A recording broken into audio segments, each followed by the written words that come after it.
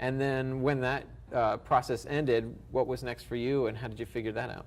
Yeah, so during, I'd say like a year and a half into it, we were looking at trying to speed up some more of our animation processes, and through connections or crew, somebody knew a couple people at the EA studio, and they actually came out on like a weekend just to kind of help us understand how to process animation a little quicker through the HIK control rig, which is like it's a plugin in Maya, and a control rig and motion builder.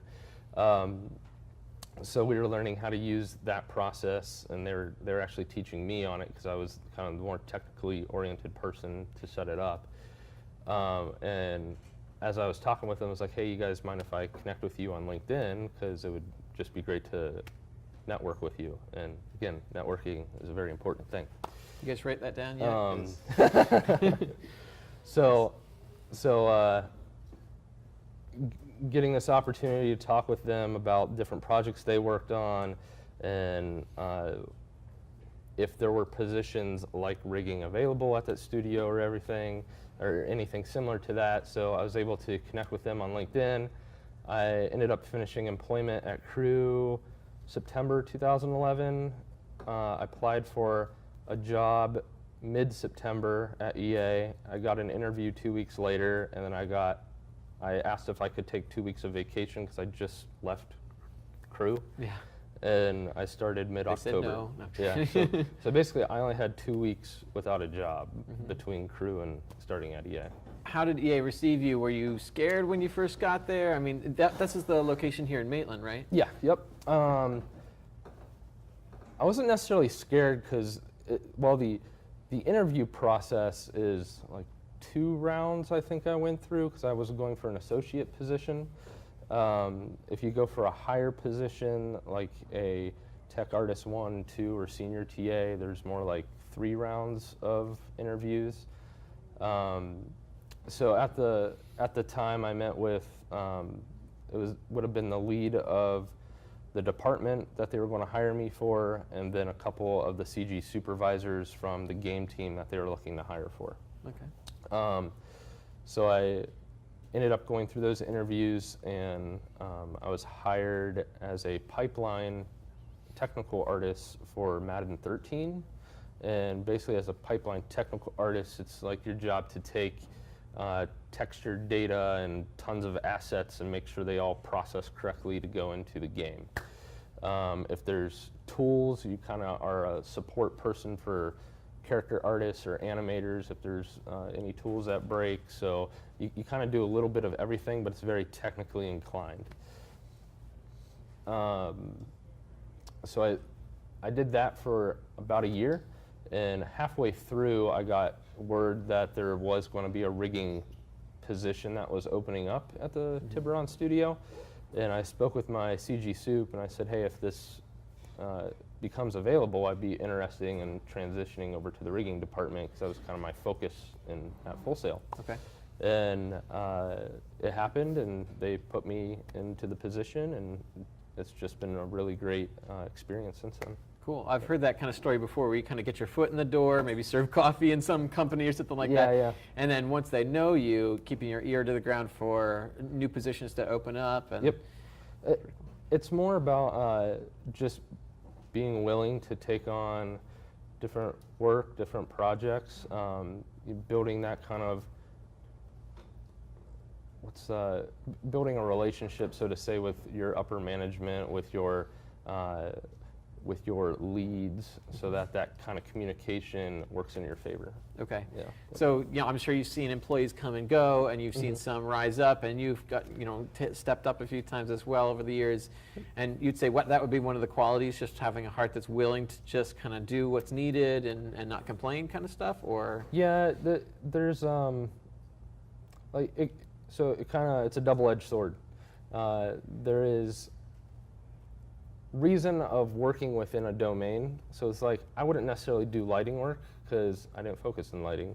But if it's animation related, it's trying to get control rig animation data, or if it's something in the wheelhouse of rigging, try and funnel, branch out to encompass just continuously being a student.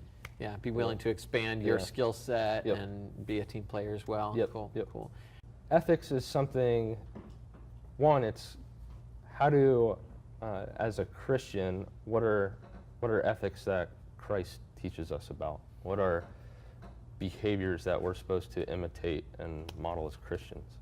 And then there's, not to necessarily compartmentalize it, but there's business ethics.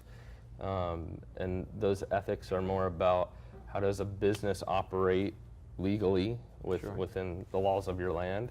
And then even if you're operating legally, globally, what's the ethical impact of outsourcing work or something like that? So there's facets to understanding about ethics. For me as a Christian, I kind of, not to oversimplify it, but I still boil it down to the golden rule of, treat your neighbors as you would want to be treated, love your enemies, talking about those golden rules that Christ kind of put into play there. And then stemming from that, what are the actions I'm doing, and is it really going to hurt anyone, or is it going to impact EA as a business? If a reporting agency got hold of some sort of information or email, would this hurt the company? So it's like, that's a sense of just being a professional and understanding how to word things professionally, and continue to grow that aspect of your character. Yeah, we've had that even in crew, even within volunteers and stuff. We've had volunteers, like during an election, blasting both sides kind of venomously and stuff like that. And we're like, guys, you're representing people here. You can't just, mouth off and do what you would otherwise. You got to think through, who's this affecting, and are people going to take that as, for example, you represent EA, so if they're going to see all kinds of weird stuff going on with you, that applies. So you're carrying the mantle of, I'm a Christian, and how does that look? How do I make Christians look? But then also, how do I make EA look? How do I make my family look? All that kind of stuff. Yeah. Stuff to think through. And then how's the company responded to your attitude and stuff like that over the years? Do you feel like it's been well received? EA's done, quite a bit of investment in terms of training for my career. That's cool. So there's different events, like I got to go to SeaGraph once, and they paid for the whole trip for that. Where was that? SeaGraph was in LA at the time. Okay. They tend to go to LA or Anaheim and bounce back and forth, or they'll go to a third place, but it's like at LA every other year. I've